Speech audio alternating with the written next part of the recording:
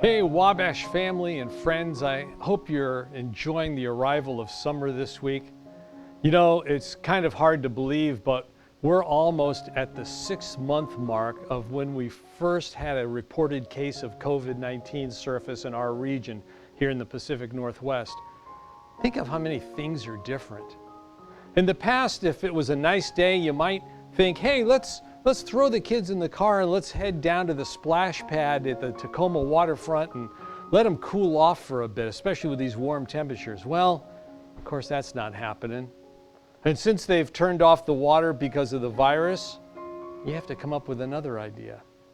Or you might have thought about having a date night, maybe going out and grabbing dinner somewhere. And back then, the biggest hurdle might have been whether or not you could get a table or how long you'd have to wait, especially if it was a Friday or Saturday night. Now the issue is, are there folks in your party who don't live with you? If so, they need to get a different table and sit elsewhere. Man, so much has changed. There are all sorts of new phrases now, too. Things have changed that way. Phrases like flatten the curve or PPE. And what's our R0 number? I still don't know if I understand that.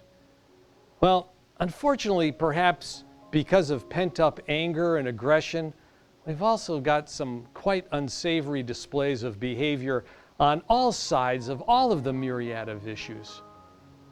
And today, I want to speak to you just briefly about a new phrase that has come out, I think, of all of this anger and angst of the day, and that's this concept of a cancel culture. Now, it's probably no surprise that Merriam-Webster already has a definition of this. The removal of support for public figures in response to their objectionable behavior or opinions. This can include boycotts or refusal to promote their work. And this can be targeted at people living or people no longer living. And so it can range from boycotting a movie or a product all the way to tearing down a statue or defacing a monument somewhere. But you know, what I'm glad for is this one fact, that God doesn't operate in the climate of the cancel culture. One of the Psalms actually states that.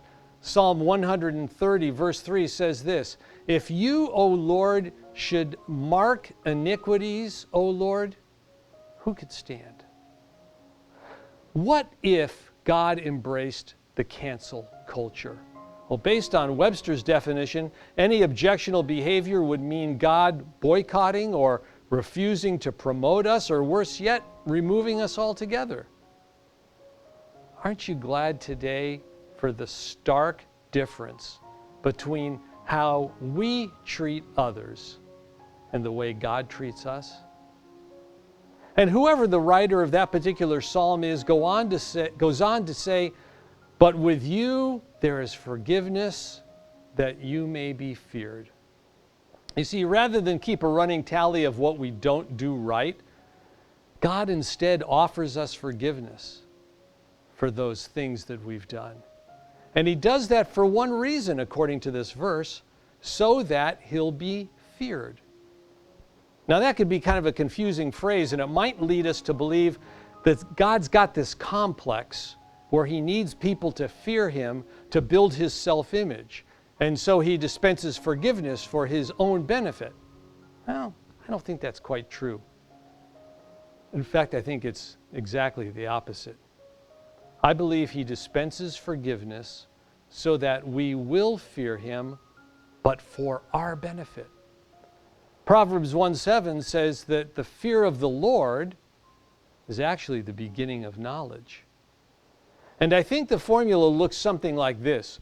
God forgives us of the objectionable behavior and objectionable thoughts that matter so that we'll then have a healthy dose of awe about who God is, which is a good definition of fear, which then opens our eyes a little wider each time to the incredible nature of this forgiving God, which then breeds in us a knowledge of who He is.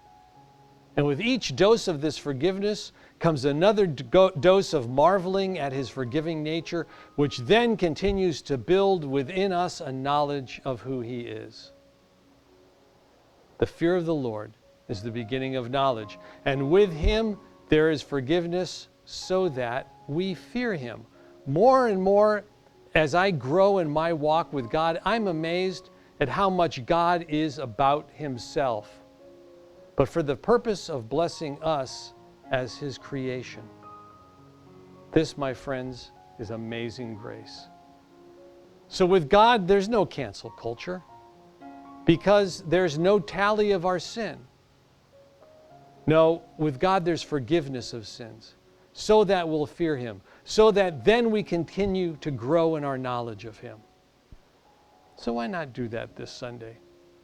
You know, we're allowed up to 25% of our building's capacity, which works out to be about 180 folks. And with proper distancing and masks, we've been gathering now for almost a month, and it's been glorious. And we'd love to see your masked face with us this Sunday at 9:30.